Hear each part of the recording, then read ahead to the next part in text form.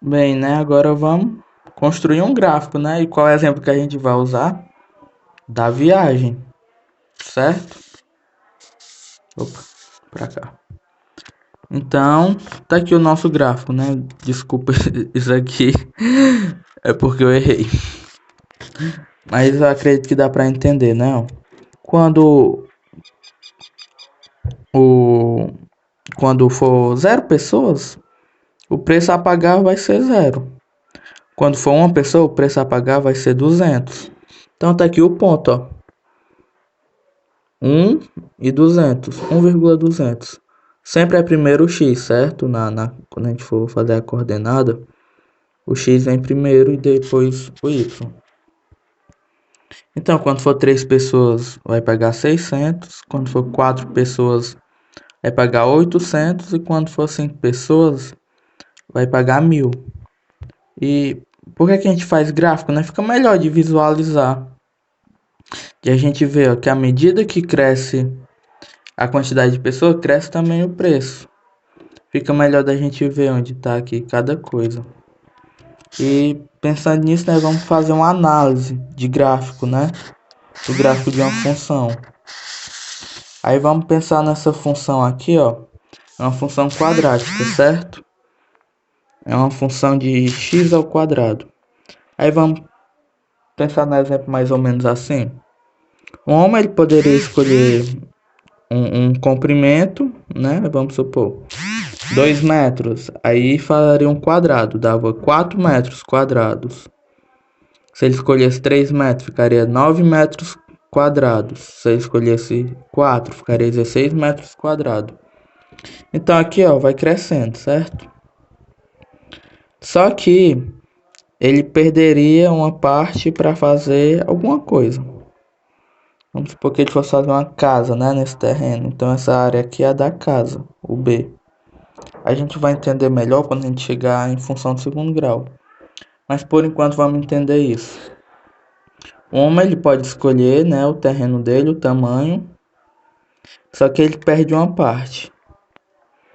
Aí vamos fazer algumas análises aqui.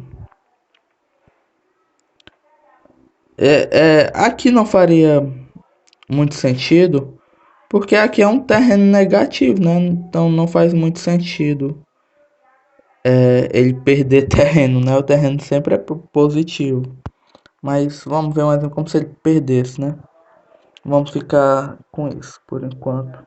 Até a gente chegar em função do segundo grau mesmo.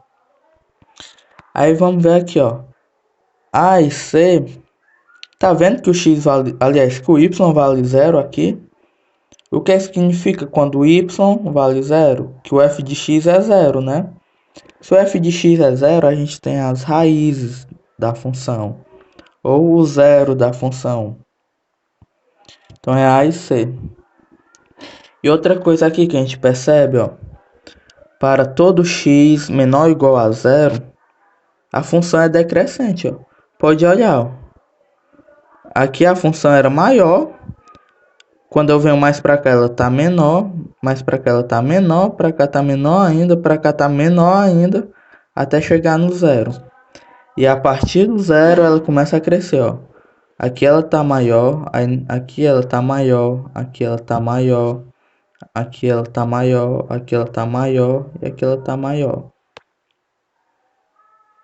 E aqui, ó, diferente dessa outra função, ela só cresce, né? Essa função aqui, ó, ela tem um ponto mínimo. Ela tem um ponto mínimo, certo? E como é que a gente poderia entender esse ponto mínimo? É a menor área que ele tem, que ele ia conseguir. Ele ia conseguir, né? O homem, a menor área que ele conseguir seria essa daqui. E outra coisa que a gente percebe, ó, que para para x menor que A, ou para x maior que A e menor que C, a função tem um valor negativo, ó. Entre esses dois pontos aqui, ó, todos os valores estão abaixo de zero. Todos os f de x aqui estão zero. A interpretação para isso, né, é que ele escolheu um terreno muito pequeno e a casa lá ficou maior do que o terreno, então faltou espaço. É uma interpretação assim do que seria, né? Mas isso não se preocupa com isso porque isso vai ficar mais claro na frente, quando a gente for ver função do segundo grau. Mas é isso, algumas análises, né? Ó, a gente vê as raízes, a gente viu aqui quando ela é crescente, decrescente, a gente viu o ponto mínimo, às vezes pode existir também o ponto máximo, e a gente viu o sinal da função, que quando ela é menor que C e maior do que A, ela é negativa, mas para os outros pontos ela é positiva, certo? Então é isso, né? Vamos ver até aqui, depois a gente continua o conteúdo. Valeu!